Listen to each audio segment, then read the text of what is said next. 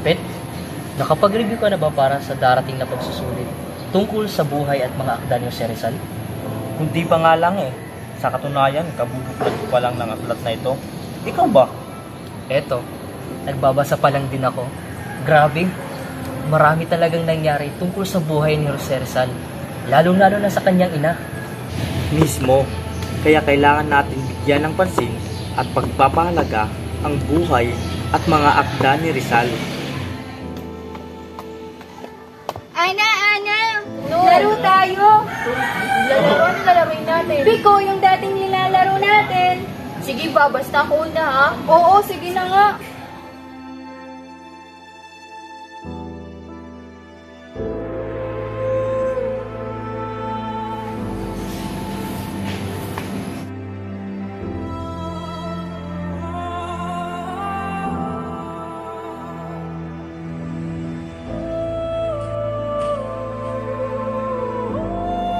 Bata, Wala kuya, sorry po. Ano pong pinabasa niyo? ito ba? Ito ay tungkol kay Jose Rizal, isang dakilang bayani dito sa Pilipinas. Jose Rizal? Sino po siya? Si Jose Rizal ay isang manunulat, doktor at pambansang bayani dito sa Pilipinas. Sa katunayan, nakasaad dito na si Jose Rizal ay isinilang noong 19 ng Hunyo 1860 sa Kalimbang, Laguna. Talaga po ba? Ano pa pong mga ginawa niya? Siya ay nagsulat ng 2 nobela na nagpapakita ng pang-aabuso ng mga Espanyol sa Pilipinas. Ang 2 nobela ay ang Noli Me Tangere at El Filibusterismo. Dahil dito, siya ay pinaslang noong Disyembre 30, 1876. Ang galing naman. Gusto ko rin basahin yan. Oo, maganda talaga ang mga sinulat ni Rizal. Ito ay nakakatuwa at pumupuka sa damdamin nating mga Pilipino. Anya, nandito ka lang pala. Kanina pa kita hinahanap. Di ba maglalaro pa tayo? Halika, may sasabihin ako sa'yo. Bakit? Ano ba yun? Alam mo ba si Jose Rizal? Siya daw isang dakilang bayani. Jose Rizal? Sino ba siya? Tamang-tama, halika kayo't makinig kayo sa akin. Sige po. Pero bago ang lahat, sino sa inyong dalawa ang may piso? Ako po. Ito po. Tamang-tama. Nakikita niyo ba itong imahe na ito? Opo. Siya si Jose Rizal. Ha? Si Jose Rizal nasa piso? Siya ang tunay, sapagkat siya ang ating pambansang bayani dito sa Pilipinas. Siya ay nakipaglaban gamit ang pluma, papel, at karunungan upang makamit ang ating kalayaan. Bueno, gusto niyo bang makinig sa aking kwento tungkol sa kanyang buhay? Opo. Kuya. Sige.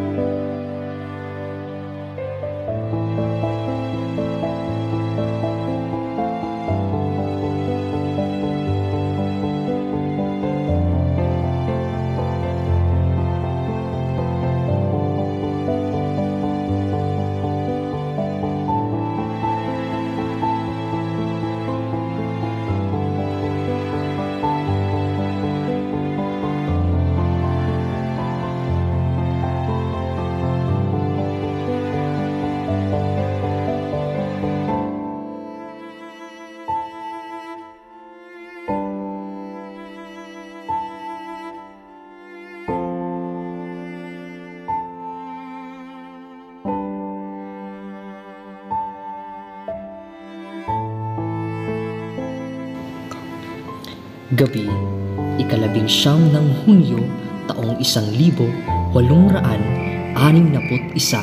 sa isang tahanan sa Calamba, Laguna, ang puso ng isang ina ay nagdadalang tao ng isang dakilang bayani, si Doña Teodora Alonso, ang ina ni Jose Rizal.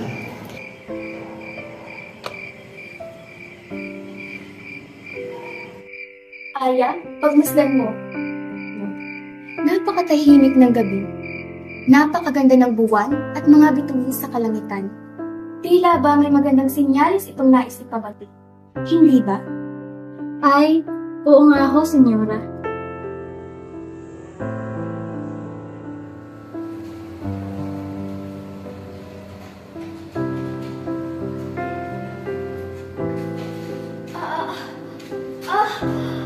Bakit, senyora?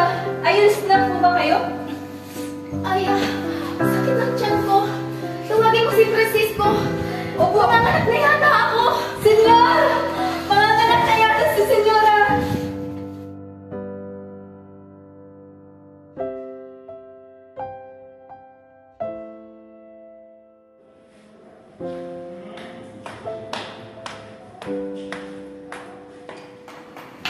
Senyor! Bakit? Si senyora manganganak na! Sige, tawagin mo ang portera. Opo, senyor!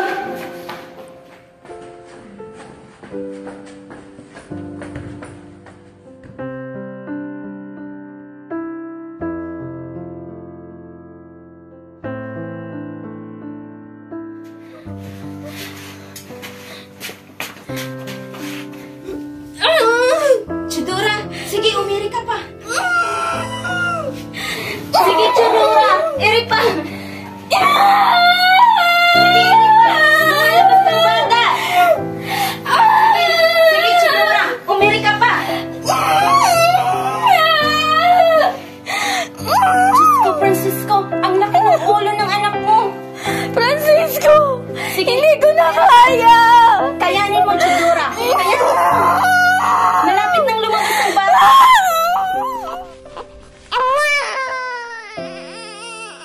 Senyor, senyora, lalaki po ang anak niyo.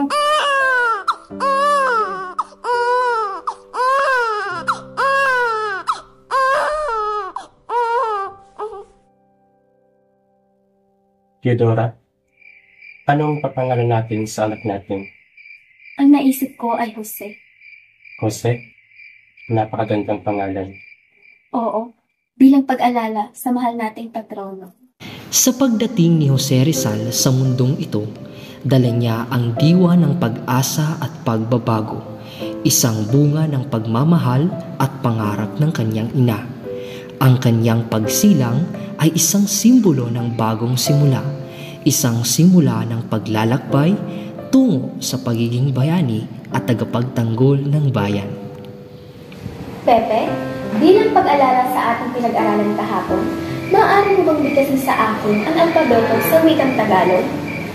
A, ba, ka, da, e, ga, ha, i, la, ma, na, pa. Paano naman sa wikang Ingles? A, B, C, D, E, F, G, H, I, J, K, L, M, N, O, P, Q, R, S, T, U, V, W, X, Y, Z. Paano naman sa wikang Espanyol? A, B, C, C, D, E. Mahusay, Pepe. Sige, at matulog ka na sa iyong silid at bukas na natin ipagpatuloy ang iyong pagbabasa. Huwag mong kalimutang magdasal. Opo, Ina.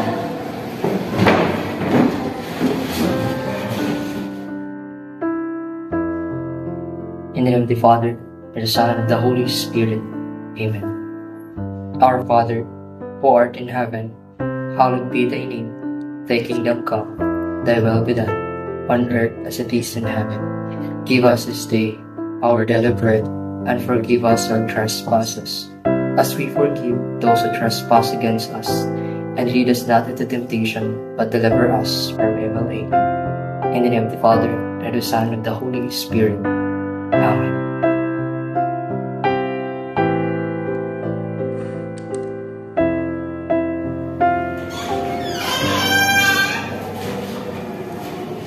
Pepe, bakit gising ka pa? May kailangan ka ba? Wala naman po, Ina. Hindi pa po kasi ako dinadalaw ng antok. Ganoon ba? Halika't tumabi ka sa akin. Gusto mo bang makarinig ng kwento? Sige po, Inay.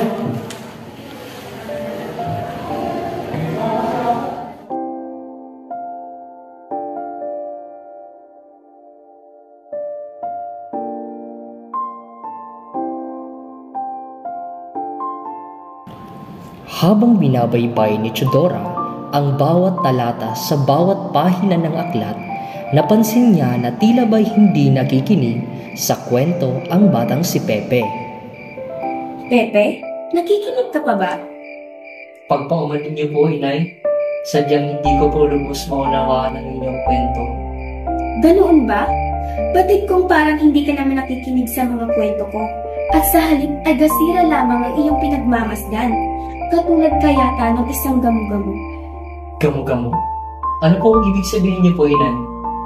Hayaan mo't ikwento ko sa iyo ang kwento ng gamu-gamu.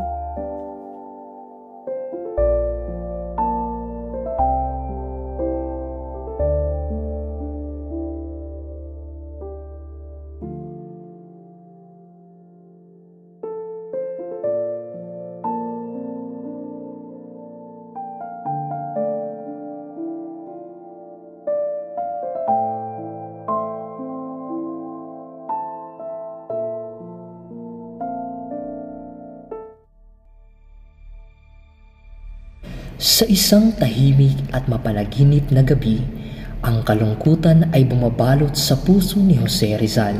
Ang kaniyang mga mata ay puspos ng luha habang iniisip ang masasayang alaala kasama si Concha, ang kaniyang minamahal na kapatid.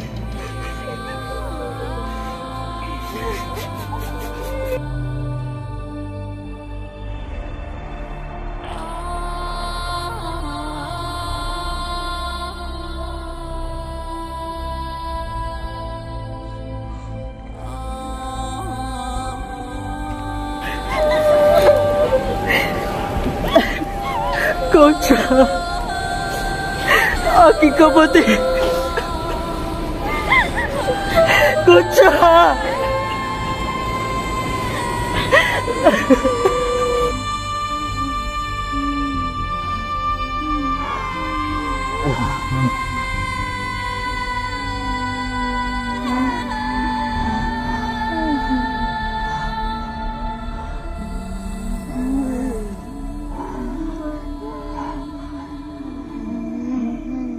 Ang pagkawala ni Concha ay tila isang malalim na sugat na hindi kayang maghilom. Ote, maglaro tayo dun sa hardin ni Ina. Concha, nagbabasa pa ako.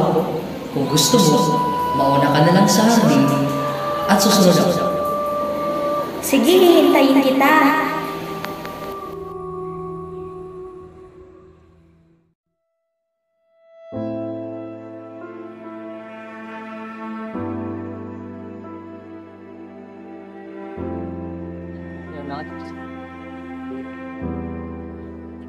Oh, mahal kong bayan! Muli tayong nagkita!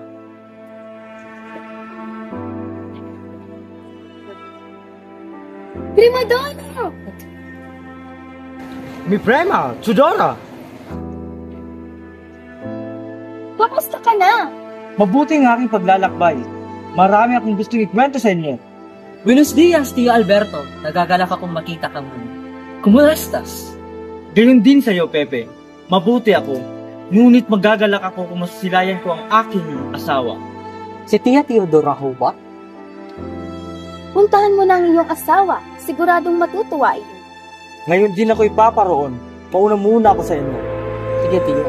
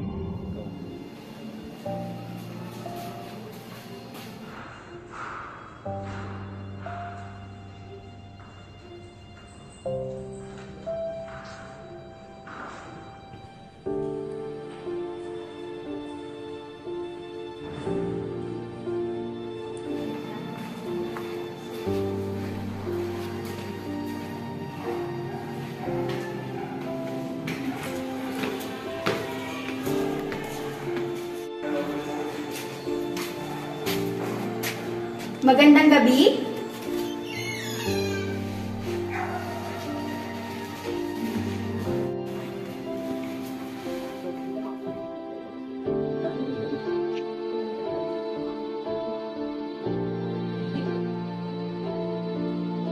Batid kong nangungulila ka pa rin sa paglisan sa ilang aking kapatid, Chidora. Batid ko rin na hindi ka pa kumakain ng gusto. Ito ang sabi ng iyong aya kay Alberto. Kaya't ito, tanggapin mo ang aking niluto para sa iyo.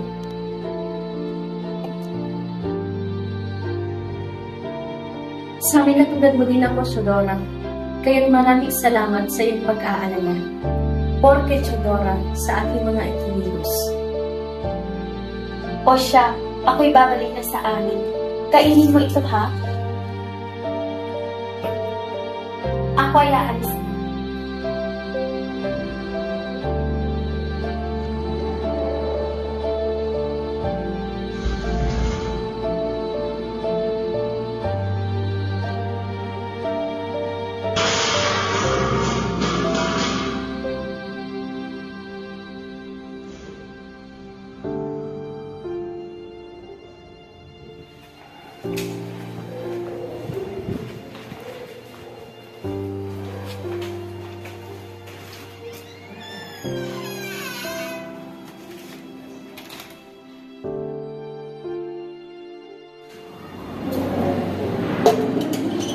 Senyora? Senyora? Gumising ka! Senyora? Senyora! Saklalo! Saklalo sa senyora!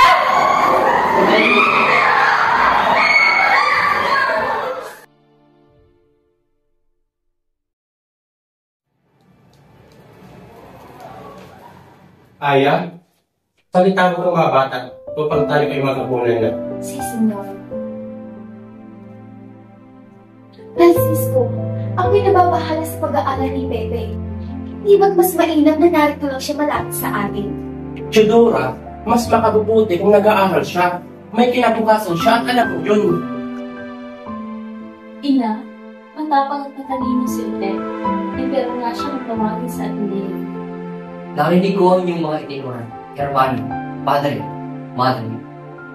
Hayaan mo ako, inay, na matapos ang aking pag-aaral, lalo't nasa ika-22 taon sa Ateneo ng Municipal. Pagbutihin mo, Utet, na hindi na mag-alala ka amin. Ngunit hindi ko mapapatawad ang aking sarili, anak, kung may masamang mangyari sa iyo. Gusto na, maniwala na lang tayo kay Pepe. Inay! Inay! Ang mga Gorgesabel! Naririno sila! Anong mayroon? Anong ginagawa niyo rito? Hindi kayo maaaring pumunta dito, Kapitan! Tumigil ka! Buenas noches, senyora. Kayo po'y aming inaaresto sa pagtangkang paglason sa asawa ng inyong kapatid na si Chidora Hermoso. Aristan na! Ngayon din! Inay? Ano ba sa tingin nito, inay? Pag-usapan mo na natin ito, Kapitan. Wala akong kasalanan! Ano po kaya ng sinasabi ninyo? Hindi ko alam yan! Batid ko may hindi pagkakaunawaan dito. Hindi ba, inay?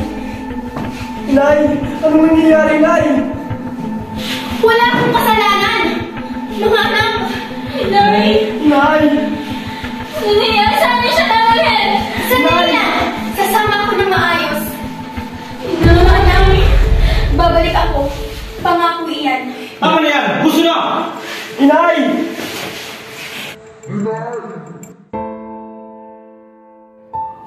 Bitiwan niyo ako! Wala akong kasalanan!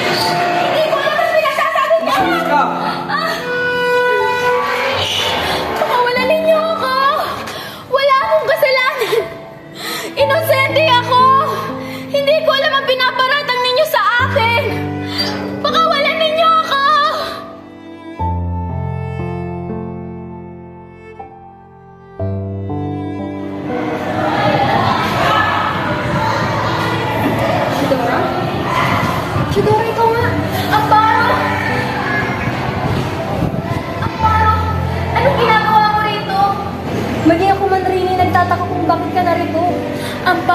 akong kasalanan. Napagbintangan lamang ako na nilasan ko ang asawa ni Alberto. Pero wala akong kasalanan, Amparo. Inosente ako, Amparo.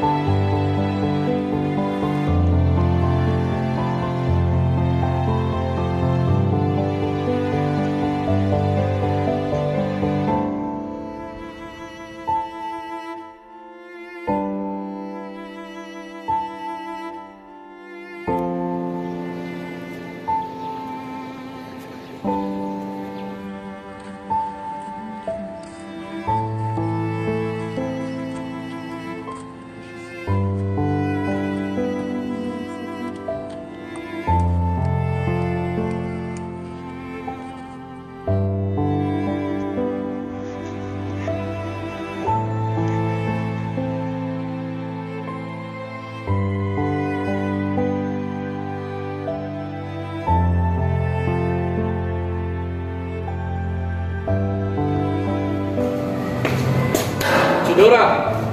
Chidora! May nais kumausap sa'yo. Sino? Mga anak ko? Nene, Bebe! Kamusta na kayo? Mabuti kami, Inay. Kamusta ang inyong mga kapatid? Ang inyong itay? Mabuti din sila, Inay. Mabuti ang tatay. Ngunit nag-aalala din sila sa'yo. Ito po, inibigyan na kaming pagkain para sa'yo. Maraming salamat, mga anak. Huwag kayong mag-alala. Makakalaya ang inay. Inosente ang inyong inay. Naniniwala kami sa inyo, Inay. Huwag kang mag-alala, Inay. Gumagawa na ng paraan ng tatay upang makalaya ka dito. Pakisabi sa inyong itay na maraming salamat. Tapos na ang oras ng galaw. Mag-iingat ka dito, Inay. Huwag kang mag-alala. Dadalaw kami bukas. Huwag kayong mag-alala sa akin, mga anak. Mag-ingat kayo pa uwi. O, Inay.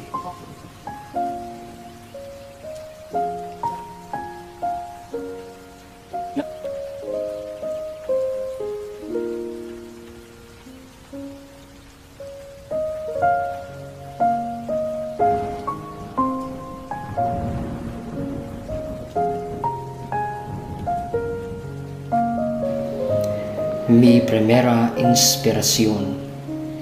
Why falls so rich a spray, a fragrance from the bowers of the balmy flowers upon this festive day?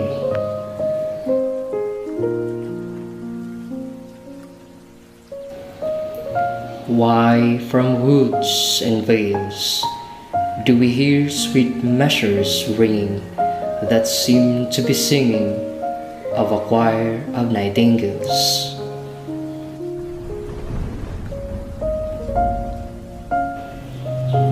Why in the grass below the birds start at the wind's noises, unleashing their honeyed voices as they hop from bough to bough?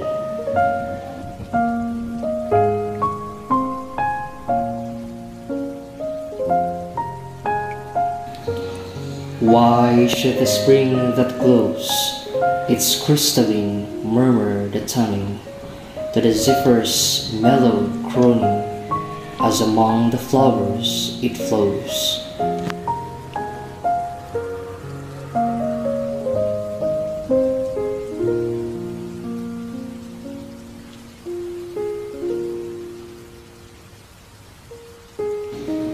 Why seem to be more endearing, more fair than other days, the dawn's enchanting face among red clouds appearing?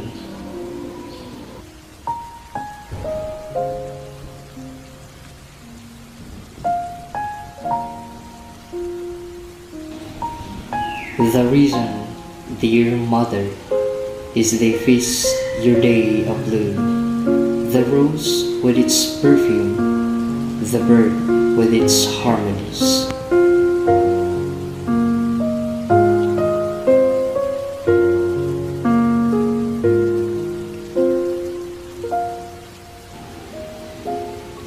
And the spring that brings sweet laughter, upon this joyful day, with its murmur seems to say, live happily ever after.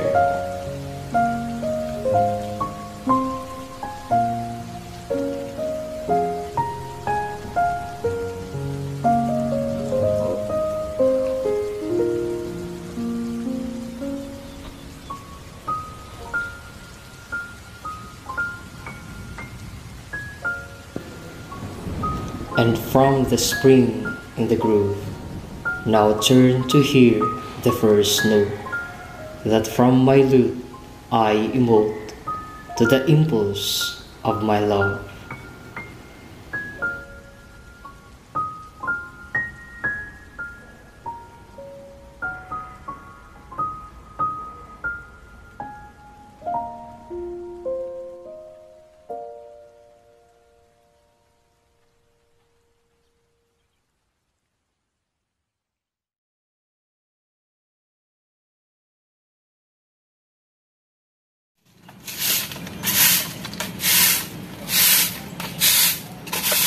Naku, medyo dumidilim na. Nasaan kayong mga bata?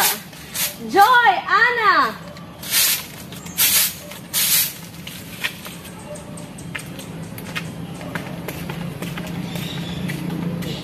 Nasaan na kayong mga batang yun? Anong oras na? Hoy! Joy! Ana! Nandyan lang pala kayo. Kanina ko pa kayo hinahanap. Tumayo na kayo riyan at nang makapaghapunan na tayo. Oo nga, Joy. Umuwi na tayo. Tara na, nagugutom na din ako. Maraming salamat po, Kuya, sa kwento nyo. Magbabasa na rin ako tungkol kayo sa Rizal. Ako din. Sige, magbasa kayo upang marami kayong matutunan tungkol sa ating bayan. Sige po, maraming salamat po.